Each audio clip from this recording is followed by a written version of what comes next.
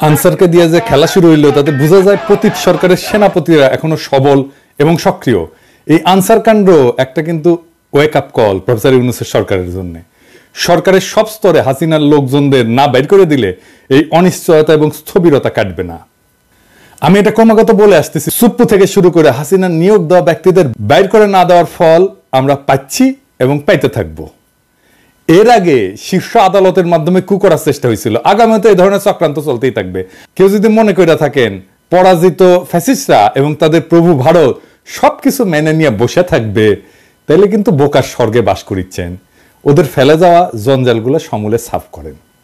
ছাত্ররা আনসার কাণ্ড ব্যর্থ করে দিচ্ছে, কিন্তু ছাত্রদের ডাকতে হবে কেন? পুলিশ আছে না, বিজিবি আছে না, আর্মি আছে না? ছাত্ররা কি ছাত্রলীগ না মাস্তান যে এরা এই শেষ পিটাবে সবাইকে আর সবাই ঠান্ডা থাকবে? এটা কোনো প্রসেস হইলো? আনসার অনেক আগে থেকে প্রস্তুতি নিতেছে, আমরা সবাই জানি। আর স্বরাষ্ট্র উপদেষ্টা লেজ মলতেছে বসে বসে। ওই যে দেখেন স্বরাষ্ট্র উপদেষ্টা মালদারে দেখেন কেমনে কথা কয়। 3 উপদেষ্টা এবং অন্যান্য যারা সহকর্মী সবার সাথে আলোচনা করে আমরা একটা সিদ্ধান্ত উপনীত হয়েছি, এখন থেকে রেস্ট প্রথা থাকবে না আনসারে। আর অন্যান্য যে তাদের দাবি দাওয়াগুলি আছে ওই জন্য একটা কমিটি করে দেওয়া হচ্ছে। এই কমিটি পর্যালোচনা করে আমাদের কাছে পাঠিয়ে এবং তা আমরা আন্তঃমন্ত্রণালয়ে বসে একটা সিদ্ধান্ত নেব। এইটি আপনাদের কাছে আমাদেরই আপনার এই মেসেজটা সবাইকে পৌঁছায় দেন। রেস্ট প্রথাটা একটু কি এটা একটু ব্যাখ্যা করলে ভালো হয়। রেস্ট প্রথাটা হচ্ছে আমাদের নিয়ম নীতিমালা নিয়োগ বিধিমালা অনুযায়ী ওনারা 3 বছর চাকরি করার পরে 6 মাস যাবত ওনারা রেস্টে থাকে। এরপরে ওনারা আবার অঙ্গীভূত হয় 6 মাস পরে। এই 6 মাস ওনাদের জীবন জীবিকাটা একটু দুর্দশার মধ্যে থাকে, সেই জন্য ওনাদের মূল সমস্যাটা ওই জায়গায়। এই জন্য আমরা সবাই মিলে একটা একমত পোষণ করি যে এই প্রথাটা যেন বাতিল করা হয়। নিয়োগ বিধিমালা থেকে সেটা আমরা কিভাবে বাতিল করা হবে সেই প্রক্রিয়াটার মাধ্যমে আমরা এটাকে রেগুলার জব হিসাবে কিভাবে করা যায় সেটা আমরা দেখেছেন কথা কিতে পারে কাঁপিচ্ছে। হ্যাঁ, কাঁপিচ্ছে কেমন করে? আমি শিওর ডরাই প্যান্ট ভিজাই ফেলছে। এরা কোন আক্কেলে স্বরাষ্ট্র উপদেষ্টা বানাইছে? শোনা যায় এরা নাকি বিএনপির রিকমেন্ডেশনে করা হয়েছে, সত্য মিথ্যা জানি না। উই নাকি কেউ গেলেই তাকে কয় যান বিএনপি করেন বিএনপি করেন, এটা নাকি কয় উই বিএনপির প্রতি কৃতজ্ঞতায়। যাই হোক, সত্য মিথ্যা তো জানি না। আবার অনেকে আমার কাছে উষ্মা প্রকাশ করেছে যে আমি কেন ওরে 111 কইছি, উই নাকি ররে ফাটায় ফেলবে একেবারে, কারণ বিডিআর বিদ্রোহ নিয়ে ইন্ডিয়ারে ধরবে, ও হ্যাঁ ঠাইসা ধরবে। আপনাদের কি মনে হয় ও ইন্ডিয়ার সামনে দাঁড়ানোর হিম্মত রাখে? সব অপদার্থ উপদেষ্টা নিয়ে চলতেছে। আর এক উপদেষ্টা তৌহিদ সাহেব, উনি মায়ের বাচ্চা হবে তাই ছুটি নিয়ে নাকি আমেরিকা গেছে। এটা রক্তাক্ত বিপ্লবের পরে এই হইতেছে উপদেষ্টার অবস্থা। সালেজন কইছে যে সমস্ত মামলা দেওয়া হইতেছে তার নাকি প্রথম পর্যায়ে পার হইতে পারবে না। তো এর দায় কার বলেন? আপনারাই বলেন। স্বরাষ্ট্র আইন উপদেষ্টার তো নাকি? যাই হোক, আসিফ নজরুল্লাহ এটা ব্যাখ্যা দিছে, কিন্তু এটা নিয়ে পরে আলাপ করবো। আজকে অন্য বিশাল প্রচুর আলাপ আছে, সেই জন্য আজকে এটা ধরিচ্ছি না। তো যে অভিযোগে মামলাগুলো দেওয়া হয়েছে তার বেশিরভাগ ক্ষেত্রে তো হাস্যকর। যেভাবে গ্রেপ্তার হচ্ছে অতি নাটকীয়, আর যেভাবে আদালতে তোলা হচ্ছে তার দায়িত্ব জ্ঞানহীন। আপনি যদি কোনো একজনকে অভিযুক্ত করে আদালতেই তোলেন, তারে মাইরা বিসি ফাটায় তো দিতে পারেন না, তাই না? আপনি শুরু করলেন ডিম মারা দিয়া, এটা মানা যায়। কিন্তু এখন আপনি এমন মার দিলেন যে বিসি ফাইটে যাবে। মাহমুদুর রহমানের উপরে কুষ্টিয়া আদালত প্রাঙ্গণে হামলা আর কালামানিকের বিসি ফাটায় দেওয়া কোনভাবে আলাদা?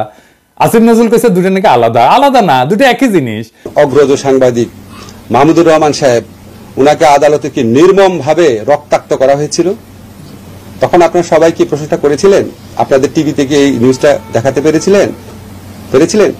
বিএনপির আইনজীবীরা এই কাজ করতেছেন কলে, এটা সবাই কইতেছে। নিজের বিবেককে প্রশ্ন করেন কাজটা ঠিক করতেছেন কিনা। মানিকের বিসি ফাটাইলে পাবলিকে খুশি হবে। আমার তো মনে হচ্ছে যে পাবলিক খুশি করার মিশনে নামিছেন উপদেষ্টারা। একজন গ্রেপ্তারকৃত অভিযুক্তকে যদি নিরাপত্তা দিতে না পারেন, তাহলে ক্যান্টনমেন্টের মধ্যে আদালত বসান। ক্যান্টনমেন্ট ছাড়া তো এখন আপনাদের কোনো গতি নাই। কিছু হইলে ক্যান্টনমেন্ট, কিছু হইলে আর্মি, তো যান ক্যান্টনমেন্টের মধ্যে যে আদালত বসান, ওইখানে নিরাপত্তা দিতে পারবেন। তো মানিকের উপরে হামলার জবাব কিন্তু প্রফেসর ইউনূসকেই দিতে হবে, আজ হোক কাল হোক, একসময় দিতে হবে। বিএনপির আইনজীবীদের কেউ এই প্রশ্ন করবে না। প্রফেসর ইউনূসকে এমন একটা বিব্রতকর প্রশ্নের মুখে ঠেলে দেওয়া কার স্বার্থে, কার উপকার করবে? মনে রাখেন, উনি যে আছেন এই জন্য ওয়েস্টকে আমাদের ব্যাপারে হোস্টাইল করতে পারতেছে না ইন্ডিয়া। উনারা আজাইরা বিব্রতকর পরিস্থিতিতে ফেলেন না, উনারা বিব্রতকর পরিস্থিতিতে ফেলবে ইন্ডিয়ান লেসপেন্সারেরা। আপনি যদি ইন্ডিয়ান লেসপেন্সারদের জন্য দেওয়া প্রভুপাদ উপাধি পাইতে চান, সেটা অবশ্য আলাদা কথা। তো প্রফেসর ইউনূসের ডিপেন্ড করলাম, এবার ওনারা এটা ধরি না, কি কন আর ধরি। স্যার আপনি যে জাউরার লগে দেখা করছেন, এই যে ইন্ডিয়ান হাই কমিশনার, আমি খুব মাইন্ড করেছি। আপনার কেউ নিশ্চয়ই বলে যে পিনাকি হুদাই মুখ খারাপ করে। দেখেছেন কি টাইটেল করেছে, দেখেছেন পত্রিকার নিউজে দেখেছেন? এই টাইটেল যদি সত্যি না হয় তাহলে আপনার দপ্তর থেকে প্রতিবাদ পাঠাবেন, আর যদি সত্য হয় তাহলে আপনাকে জবাব দিতে হবে কেন ইন্ডিয়ার কাছে আপনি সাহায্য চাইছেন। প্রণয় ভার্মার লগে আপনার দেখা করতে হবে কেন? সৌজন্য, ওই যে কইছে সৌজন্য সাক্ষাৎ, তো ও সৌজন্য দেখাইছে আপনারে স্যার? কি কন? আপনার শপথ অনুষ্ঠানেও আসছিল, আসে নাই, ওই সৌজন্যটা দেখাই নাই। এই তো জাউরার সৌজন্য বোধ, তাই না? আপনি বলেন ছাত্ররা আপনার দায়িত্ব দিছে, তো ছাত্ররা কি ভারতের সাথে কুসুম কুসুম সম্পর্ক অনুমোদন করে? করে না তো। তবে এই ছাত্রদের সম্পর্কে কিছু বলা দরকার একজন অগ্রজ হিসাবে, আর এই লড়াইয়ের একজন স্টেক হোল্ডার হিসেবে। আর প্রফেসর ইউনূসকে কিছু ইনসাইড স্টোরি সম্পর্কে বলা দরকার, তাইলে ওনার বক্তব্যগুলো আশা করি আরো নিখুঁত হবে। এই বিপ্লবটা স্যার ছাত্ররা শুধু একা করে নাই, ছাত্ররা লড়াই স্পিয়ার হেড ছিল, মানে যারা রাজনীতির ভাষায় বলে ভ্যানগার্ড, মানে কমিউনিস্টরা কয় আর কি ভ্যানগার্ড, বর্ষার ফলার মতো আর কি। বর্ষার ফলা কিন্তু একা কিছু না, এটা অকার্যকর অস্ত্র বা সামান্য কার্যকর অস্ত্র। আর পিসের লাঠিটাও একা কিছু না, সামান্য কার্যকর অস্ত্র, কিন্তু দুইটা একসাথে এটা কার্যকর অস্ত্র হয়ে ওঠে। তো বর্ষার ফলাটা হইতেছে ছাত্ররা, আর জনতা হইতেছে পিসের লাঠিটা। ছাত্রদের সাথে জনতাও নামছিল, ব্যাপকভাবে নামছিল। শুধু বিশ্ববিদ্যালয়ের ছাত্র না, মাদ্রাসার ছাত্ররা নামছিল, শহীদ হয়েছে কাতারে কাতারে। কে নামে নাই? রিকশাওয়ালা, গার্মেন্টস ওয়ার্কার, জামাত, বিএনপি, হেফাজতের কর্মীরা, আবু সাইদকে শিবিরের সাথী। তো গত 15 বছর ধরে যারা লড়াই করছে তাদের রক্ত অশ্রু কান্নার উপরে দাঁড়ায় আছে এই লড়াই। এই লড়াই দাঁড়ায় নাই, এই লড়াইকে আকাশ থেকে পড়ছে, হঠাৎ করে বিজয় আসছে। আবু সাইদ যে বুক চিতায় দাঁড়াইছে, এই দাঁড়ানোটা প্রথম কে দাঁড়াইছে বাংলাদেশে? দেখেন তো এই ছবিটা, গার্ডিয়ানে ছাপা হয়েছিল, বিএনপি কর্মী। তারা এইভাবে অসংখ্যবার দাঁড়াইছে। মুক্তিযুদ্ধে যেভাবে আওয়ামী লীগ কুক্ষিগত করেছিল, জনতার বিজয়কে আওয়ামী বিজয় রিডিউস করছিল, সে একই কাজ কইরেন না। আওয়ামী ন্যারেটিভের পরাজয় তো দেখলেন, এবার আপনাদের এই ন্যারেটিভও কিন্তু পরাজিত হবে যদি এটারে ছাত্রদের লড়াই হিসাবে শুধুমাত্র প্রতীয়মান করেন। 5 তারিখে আর্মি গুলি চালায় নাই, চালাইতে পারত। চালাইলে কি হইতো, প্ল্যান কি ছিল? প্রফেসর ইউনূসকে জিজ্ঞেস করেন। আমি ওনারে একটা কাজ করতে রিকোয়েস্ট করছিলাম, স্যার তো জানেন আপনি, যাতে আর্মির গুলি করে ঠেকানো যায়। উনি কাজটা করছিলেন, আপনাকে ধন্যবাদ। ওনার কাজটা সূত্র ধইরা আমার একজন বড় ভাই যিনি জাতিসংঘে কাজ করতেন, তিনি জাতিসংঘে কিছু গুরুত্বপূর্ণ ভূমিকা রাখছিলেন। জাতিসংঘের মহাসচিবের ক্ষেত্রে একটা ক্রুশিয়াল ভূমিকা ছিল। আমি প্রফেসর ইউনূসকে জানাইছিলাম যে এত কিছুর পরেও যদি আর্মি গুলি করে তাহলে প্ল্যান বি কি? আর্মির সাবেক জেনারেলরা আর্মি কনভয়ের সামনে দাঁড়াইতো। কারা কারা দাঁড়াইতো আমি আজকে নাম কইলাম না। হাসিনা যদি টিকা যাইতো তাহলে প্ল্যান সি ছিল। লড়াই এমন জায়গায় পৌঁছাইছিল যে আমরা সশস্ত্র লড়াই করলেও জিতে আসতে পারতাম, আর আমরা সেটা করতামও, আন্তর্জাতিক শক্তির সাহায্য নিয়ে করতাম, আগাইছিলামও। আর বেশি না কই। এইবার আমি একটা খুব খারাপ একটা সেন্সিটিভ প্রশ্ন করি, স্যার আপনারাও করি, ছাত্রদেরকেও করি, কিছু মনে করেন না প্রফেসর ইউনূস এবং ছাত্ররা। এই যে কয়েকশো পুলিশ মারা গেল, মাইরা যে টাঙ্গায় রাখা হলো, কে করছে? ছাত্ররা। আপনারা এটার ওনারশিপ নেবেন? নেবেন না তো। থানা আক্রমণ হইল একের পর এক, এমন কোন থানা নাই বাদ গেছে। পুলিশ যে আতঙ্কে পলাইলো, কে মাইরা টাঙ্গায় রাখছিল? কে? ছাত্র ভাই আপনারা রাখছিলেন? হ্যাঁ, কে করলো এটা নিশ্চয়ই বুঝতে পারতেছেন। এই বিপ্লবী সহিংসতা কোনো র্যান্ডম ঘটনা না, আর এইগুলো ছাত্ররা করেও নাই। কিন্তু বিপ্লবী সহিংসতার একটা ডিসাইসিভ রোল ছিল। হাসিনা না পড়লে পুলিশের পরে আমলাদের সিরিয়াল ছিল। হ্যাঁ আমি জানি, বাইসা গেছেন আপনারা। ওই যে সব সুন্দরী সব অপসরীরই একটা দুর্গন্ধযুক্ত গুজ্জদার থাকে, সেরকম এইরকম বিপ্লবের একটা বিপ্লবী সহিংসতা থাকে যেটা কেউ ওন করে না, কিন্তু ওই বিপ্লবী সহিংসতাটা দরকার। সেই জন্য আপনি বিপ্লবের পুরা গল্প কোনোদিন পাইবেন না, কারণ এই কথাটা কেউ বলবে না যে আমি এটা করেছি, কেউ বলবে না, কেউ স্বীকার করবে না, কিন্তু এটা হয়েছে। যাই হোক, তাই সবাইরা বাদ দিয়ে একটা গ্রুপকে মহিয়ান করে তোরা কৌশলকে বাদ দিতে অনুরোধ করি। তরুণ ছাত্র নেতা এবং উপদেষ্টা পরিষদের জন্য সামনে কিন্তু বিপদ আছে। বিপদটা কি আমি একটু বলি, খুইলা বলি। ছাত্ররা একটা শক্তি, সত্য, কিন্তু ছাত্র নেতারা ডিসপোজেবল। ডিসপোজেবল কথাটা শুনে আবার মাইন্ড করেন না। ছাত্র নেতাদের শক্তি অতি ক্ষণস্থায়ী। আমিও ছাত্র নেতা ছিলাম, আমিও ঠিক 90-এর অভ্যুত্থানের নেতা ছিলাম। হাজার হাজার ছাত্রকে ডাক দিলে এক কাতারে আনতাম। এখন ওই ছাত্রদের আনতে পারবো না, কারণ তারাও ছাত্র নাই, আমিও নাই। ওদের সবার সংসার হয়েছে। রাজশাহী মেডিকেল কলেজে গেলে হ্যাঁ সাবেক ছাত্র পরে পরিচিতি পাইছে, পিনাকি ভট্টাচার্য হয়েছে, সেই জন্য হয়তো আসবে অনেকেই, কিন্তু আমি যদি আজকার পিনাকি না হইতাম কেউ আসতো না। ছাত্রনেতার তার যে কনস্টিটিউয়েন্সি সেটাতে খুব অল্প সময় থাকে, খুবই অল্প সময় থাকে। ওই যে জায়মান অক্সিজেন বলে কথা আছে না, সামান্য সময় থাকে, ওই রকম জায়মান তার শক্তিটা। এই যে 90-এর অভ্যুত্থানের অগ্রপথিক ছাত্র নেতারা, এই যে দেখেছেন ওনারা কোথায়, এই যে বিচিত্রা প্রচ্ছদ প্রতিবেদন হয়েছিল আমাদের সময়, বিচিত্রা প্রচ্ছদ প্রতিবেদন হওয়া মানে বিশাল বিশাল ব্যাপার। বিচিত্রা প্রচ্ছদ প্রতিবেদন হয়েছিল, ওনাদের ছবি দেয়া, ওনারা কোথায়? কোথাও নাই। অথচ উনাদের কথায় তখন দেশ চলতো। এরশাদের পতনের পরে বাংলাদেশের ছাত্র নেতাদের মধ্যে 4 খলিফার চাইতে বড় ছাত্র নেতা আসে নাই। ওনাদের গত 40 বছরে কোনো বেল ছিল রাজনীতিতে? ছিল না। এখন আজকার ছাত্র নেতারা ডাকলে হাজার হাজার ছাত্র আসে।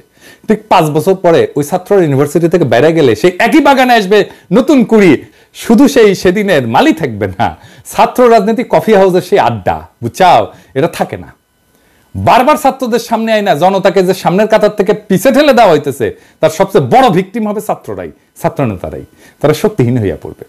রাজপথে ছাত্র জনতার বিপ্লবী ঐক্য হাসিনাকে পরাস্ত করছে, শুধু ছাত্ররা করে নাই। ক্ষমতা জিনিসটাকে আজকের ক্ষমতাবানদেরকে বুঝতে হবে খুব খেয়াল করে, কারণ এটা না বুঝলে আপনি ক্ষমতাকে ম্যানেজ করতে পারবেন না। কারণ ক্ষমতা খুব ডেঞ্জারাস জিনিস। আমি আপনাদেরকে বিপ্লবের একটা এক্সাম্পল দিয়ে দেখাই। ক্ষমতা কিভাবে বিপ্লবকে ধ্বংস করে দিতে পারে। রুশ বিপ্লব টেকেছিল, টেকে নাই। এত বড় সফল বিপ্লব টেকে নাই কেন জানেন? কারণ লেনিন নিজে ক্ষমতাকে কিভাবে ডিল করবেন, জনতার সাথে কিভাবে পুনঃসম্পর্ক স্থাপন করবেন, জনতাকে দিয়ে কিভাবে বিপ্লবকে ওন করাবেন, সেটা বুঝতে পারে নাই লেনিনের মতো প্রখর রাজনৈতিক মেধার লোক। ক্ষমতা এসে বিপুলভাবে অজনপ্রিয় হয়েছেন লেনিন আর তার নিজের দল মাত্র কয়েক মাসের মধ্যে। এটার সাথে বাংলাদেশের অগস্ট বিপ্লবের মিলটা ধরাই দেব, মজা পেবেন। রাশিয়া বিপ্লব হইল, লেনিন ক্ষমতা নিলেন, তারপর একটা নির্বাচন দিলেন কয়েক মাসের মধ্যে এবং গোহারা হারলেন। বিরোধী দল পেল 40% ভোট আর সে পেল মাত্র 25% ভোট। তারপর পার্লামেন্টে রেড আর্মি পাঠায় ওদেরকে পার্লামেন্ট ছাড়া করলেন। এটা হচ্ছে লেনিনের কেরামতি। সফল বিপ্লব করলো যেই দল ক্ষমতায়, তারপরে গোহারা হারলো। আর ওই হারার পরেই Soviet union one party state হয়ে ওঠে ধীরে ধীরে। দীর্ঘমেয়াদে শুধু বিপ্লব না, একটা প্রসপারাস নেশনকে পিছায় দেওয়া হয় বহু বছর, আজকে পর্যন্ত মাথা তুলে দাঁড়াইতে পারেনি। আর একটা এক্সাম্পল দিই, শপথ নেওয়ার আগে মোস্ট প্রমিনেন্ট আর পপুলার ছাত্র নেতা কারা ছিল? আসিফ আর নাহিদ তো, তাই না? এখন মোস্ট প্রমিনেন্ট আর পপুলার ছাত্র নেতা কে? সার্জিস আর রাফনাজ আব্দুল্লাহ। কেন বুঝলেন তো? কারণ ওরা ক্ষমতার বাইরে। ক্ষমতা জনগণের সাথে নেতার দূরত্ব তৈরি করে সব সময়। ক্ষমতাবানকে জনগণ পছন্দ করে না, ক্ষমতা জনগণকে দূরে সরায় দেয়। লেনিনের মতো প্রখর রাজনৈতিক মেধা এই ক্ষমতাকে ম্যানেজ করতে পারে নাই। দুইটা দেশ পারছিল কিন্তু বিপ্লবের পরে ক্ষমতা আর জনতার মধ্যে মেলবন্ধন করতে, কিউবা আর ইরান। সেই জন্য এই দুই দেশে এখনো বিপ্লব টিকে আছে। আর এই অরাজনৈতিক এনজিও দুর্বল বুইরাদের ক্যাবিনেট পারলে ভালো, কিন্তু প্রফেসর ইউনূস তো খমিনেও না, লেনিনও না। এখনই প্রফেসর ইউনূসের সরকারকে অনেকে এনজিওগ্রাম সরকার বলে। ওই যে হার্টের এনজিওগ্রাম না, ওই এনজিও মানে নন গভর্নমেন্ট অর্গানাইজেশন, আর গ্রামীণের গ্রাম মিলে এনজিওগ্রাম সরকার। হ্যাঁ বুঝছেন স্যার, আপনার সরকারকে এনজিওগ্রাম সরকার বলে। বুড়াদের লাগে এনজিওগ্রাম। এটা নতুন তরুণ বাংলাদেশ করতে পারবে না। আপনার ক্যাবিনেটে 2 জন তরুণ ছাত্রকে নিয়েছেন, আমি প্রথম দিন এটা অ্যাপ্রিসিয়েট করছি, বলছি যে এটা ভালো কাজ হয়েছে। আপনি সবাই নেন তরুণ, সবাই সব উপদেষ্টারা তরুণ নেন, এই যে ছাত্রদের নেন, কোনো অসুবিধা নাই তো, আমরা সাপোর্ট করব। ওরা খুব ভালো পারবে চালাইতে। এর আগে ব্রিগেডিয়ার স্বাগত কইছিলেন না আওয়ামী লীগকে দল গুছাইতে, আজকে আসিফ নজরুল পিছে মুজিবের ছবি নিয়ে কইলেন আওয়ামী লীগ ঐতিহ্যবাহী দল, তার সংগঠন করার অধিকার আছে। ব্যক্তিগতভাবে আমি মনে করি কোনো রাজনৈতিক দলকে নিষিদ্ধ করার পক্ষে আমি না। আওয়ামী লীগ বাংলাদেশের স্বাধীনতা সংগ্রামে নেতৃত্ব প্রদানকারী দল। বিভিন্ন গণতান্ত্রিক সংগ্রামে এই দলটার অবদান ছিল। গত 15 বছর তারা যা করেছে সেটা তাদের ঐতিহ্যের সাথে যায় না। মানে বুঝছেন তো, এই এনজিওগ্রাম সরকারের কাম হইতেছে আওয়ামী লীগকে সাফসুতরা কইরা আবার মানুষের সামনে পরিবেশন করা। আসিফ নজরুলকে জিজ্ঞেস করেন, জার্মানিতে হিটলারের দল কি রাজনীতি করতে পারে? আওয়ামী লীগ কি ফ্যাসিস্ট দল না? আসিফ নজরুলকে জবাব দিতে হবে যে হ্যাঁ বা না বলতে হবে। জয়তে বললে চলবে না, যদি কিন্তু ইত্যাদি ইত্যাদি বললে চলবে না। কোন অথরিটিতে আসিফ নজরুল বলে যে আওয়ামী লীগের রাজনীতি করার অধিকার আছে? শেখ মুজিবের ছবি ভাস্কর্য যেই জনতা ভাঙ্গে ফেলা বিপ্লবের বিজয় ঘোষণা করেছিল, সেই নিন্দিত স্বৈরাচার ফ্যাসিস্ট হাসিনার পলিটিক্যাল আইকন মুজিবের ছবি পিছনে লাগায় যে উপদেষ্টাগিরি করতেছেন, এইটা কি জনগণের অনুমোদন নিয়ে লাগাইছেন পিছে? জনগণ তো এটা ভাঙছে, আপনি পিছে লাগাই রাখছেন কেন, টেঙে রাখছেন কেন? আর একটা বিষয় একটু আলাপ করে নিই, আমাদের মিডিয়ার কিছু রেসপন্সিবিলিটি নিয়ে। সরকার গুমের শিকার ব্যক্তিদের সন্ধানে 5 সদস্যের কমিটি করছে, এর মধ্যে সাজ্জাদ হোসেন একজন। তো মানবাধিকার কর্মী এনটিভি একটা নিউজ করেছে এটা নিয়ে, এই যে দেখেন, হ্যাঁ ওইখানে ছবি দিছে এই মালের, সাজ্জাদ হোসেনের বলে এই ছবিটা হইতেছে সুয়েটার প্রাক্তন ছাত্রলীগের প্রাক্তন সাধারণ সম্পাদক, গত 15 বছরের স্বৈরাচারের সুবিধাভোগী। তো আপনি সাজ্জাদ হোসেনকে চিনেন না? সে একজন মানবাধিকার কর্মী, আমাদের কলিগ তো, আমাদের সহকর্মী তো, তার সাথে কাজ করেছি তো। আপনি সে একজনের জায়গায় আরেকজনের ছবি দিয়ে দিবেন আর হাউকাও লেগে যাবে বিভিন্ন জায়গায়। আমার কাছে কতজন পাঠাইছে, এই যে দেখেন এই লোক গুমের ইয়ে হয়েছে। আরে না রে ভাই, এই লোক তো হয় নাই। হুদাই আপনি কি সাংবাদিক নিয়ে রাখছেন এনটিভিতে এই সমস্ত আউল ফাউল? এডিটর সাহেব দেখান তো এনটিভির এই নিউজটা দেখান, আর ছবিটা দেখান, আর ওই দেখায় দেন যে এটা কার সাথে মিল আছে, কার ছবি ব্যবহার করেছে দেখায় দেন। এই কাজ করেন না। যাই হোক, আর এটা ইস্যু নিয়ে প্রফেসর ইউনূসের আমি নজর কামনা করছি। আসেন এটা আলাপ করি। হাজার হাজার আহত জনতা ছাত্র কাতরাইতেছেন। আপনি বলছিলেন না এদের চিকিৎসা ব্যবস্থা করবেন, আর তালিকা করতে পারলেন না আহত নিহতদের। আপনার উপদেষ্টাদের তো জানাই নাই কেমনে দেশ চলে, কিভাবে দেশটা ফাংশন করে, কয় হাজার আহত, 10,000 20,000, তালিকা করতে পারেন না এতদিনে। একটা হসপিটালে তো গেছে সে, তাই না? যে কোনো হসপিটালে যে কোনো আহত রোগীর একটা আলাদা ডেটাবেস থাকে, ওটা পুলিশ কেস বলে, এটা লাল সিল দেওয়া থাকে, ইনকা করে ঠাকাস করে মেয়েরা দেয়।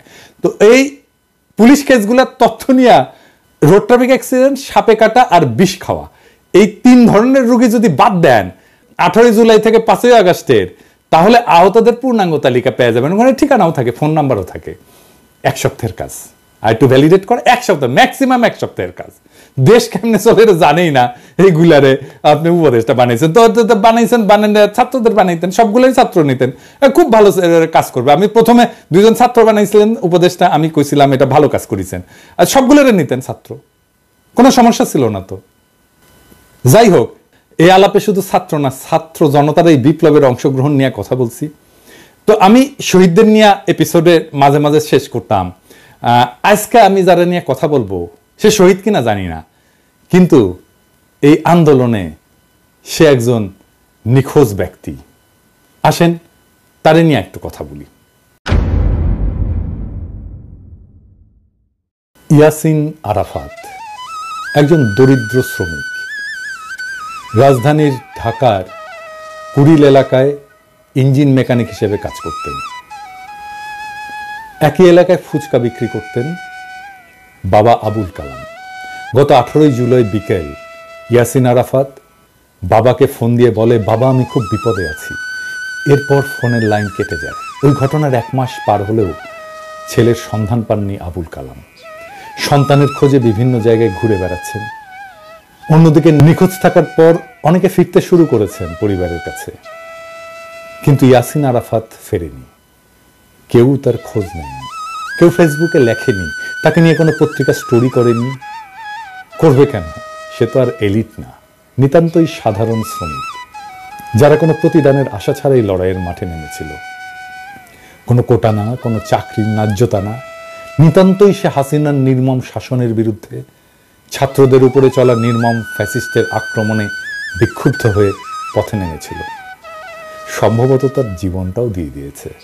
তারপরে বেওয়ারিশ লাশ হয়ে কোথাও দাফন হয়ে মাটিতে মিশে গেছে এতদিনে। তার বাবা কাঁদতে কাঁদতে ছেলেকে খুঁজছে।